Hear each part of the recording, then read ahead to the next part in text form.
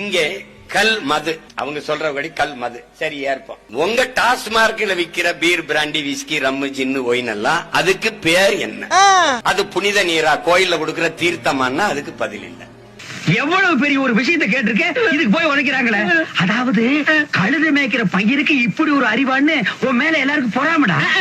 நாம ஒரு கேள்வி கேட்கிறோம். கல் உணவின் ஒரு பகுதி அன்று யதார்த்தத்தில் இருக்கிற உணவு முறையில் இருக்க பழக்கங்களே வரும். ஒரு மனிதன் உணவு ஒன்றில்தான் மனிதன் போதும் என்று சொல்வான். நீங்க சாப்பாடு வச்சு சாப்பிட்டே இருக்கும்போது உணவை மட்டும்தான் எனக்கு போதும் என்று சொல்வான்.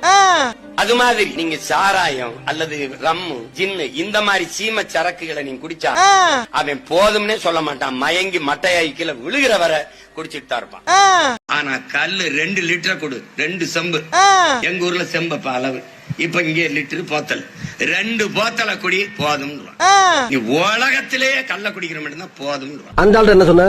கல்லு 2 லிட்டர் கொடு, 2 செம்பு, 2 போத்தலை குடி போதும். ஏன் சொன்ன? கல்லூரி விட்டு போகும்போது எங்க சூடா இளையாங்குள்ள சாலையில வடை போடுவோம், மிச்சரு, பக்கோடா எல்லாம் வாங்கி கட்டிக்கிறோம். நான் எங்க அண்ணனும் போனவன ஒரு தம்பி கல் இறங்குவான். இங்க பாருங்க, இந்த பனையில இறங்க 2 பேரும் இங்க உட்கார்ந்து அவன் இறக்கி எங்களுக்கு வச்சுட்டு போவான். அடுத்த பனையில ஏறி இறங்குறதுக்குள்ள இதை முடிச்சுட்டு அந்த பனைகிட்ட போய் நிப்போம். அந்த பனையில இறக்கிட்டு அடுத்த பனைக்கு போவான். அதை குடிச்சிட்டு அடுத்த பனைகிட்ட போய் நிப்பான். 13 பனை கல்லை 2 பேரும் குடிச்சான். அவன் அருவாப்பட்டி கல் வீசிட்டு குடுவேறி வீசிட்டு காலில் வந்துட்டான். இதுல எதுல உண்மை?